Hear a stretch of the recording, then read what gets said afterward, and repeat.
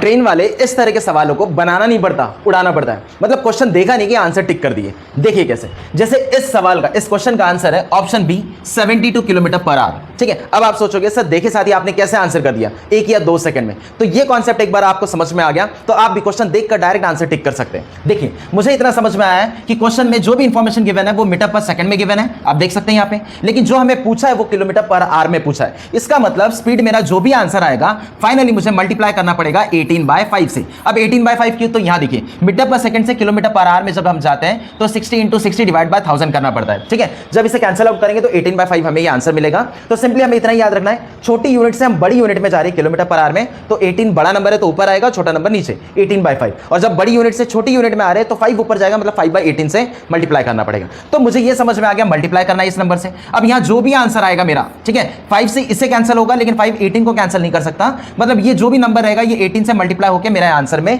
दिखेगा वो। तो मैंने सिर्फ इतना ही किया कि कौन सा ऑप्शन जो है 18 से डिविजिबल है बस, और एक ही ऑप्शन था जो 18 से डिवाइड होता था, ऑप्शन बी, और मैंने डायरेक्ट देखे साथ ही उसे टिक कर दिया।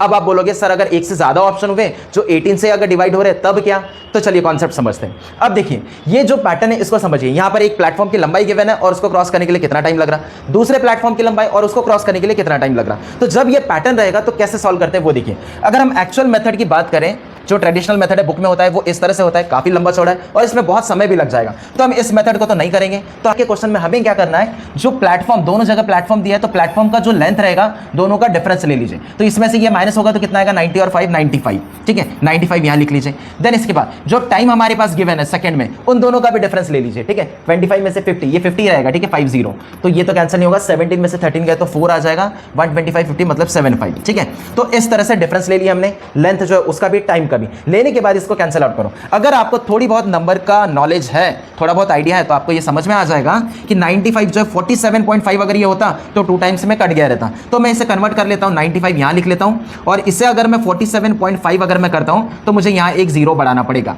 ठीक है, ये आपको अगर डेसिमल का नॉलेज है तो समझ में आ जाएगा। ठीक है, अब समझ में आ गया 47.5 ये डबल होता है, 95 में 2 टाइम्स कटेगा और ये बाजू का 0। तो मुझे क्या आंसर मिला, सिर्फ 20 मिल गया। अब ये फाइनल आंसर नहीं होगा क्योंकि ये मीटर पर सेकंड में हमारा आंसर आया और क्वेश्चन में हमें किलोमीटर पर आवर में पूछा है। तो फाइनली मुझे क्या करना पड़ेगा, इसी नंबर को मल्टीप्लाई करना पड़ेगा 18/5 से। अब जैसे ही मैं इसे मल्टीप्लाई करूंगा तो 5 से ये नंबर कट जाएगा 4 टाइम्स और 18 4 सा कितना होगा, 72 किलोमीटर पर आवर। ये आ जाएगा फाइनल आंसर। और मैं आपको स्टार्टिंग में यही समझा रहा था दोस्तों कि यहां जो भी नंबर रहेगा 5 से कट होगा लेकिन 18 तो ऊपर है ना, वो मल्टीप्लाई होगा, मल्टीप्लाई होकर ये नंबर आएगा। तो अगर 2 ऑप्शन भी रहे 18 से डिवाइड वाले तब भी सिर्फ इतना कैलकुलेशन करके हम आंसर तक पहुंच सकते हैं। अननेसेसरी हमें ये कैलकुलेशन करने की जरूरत नहीं है।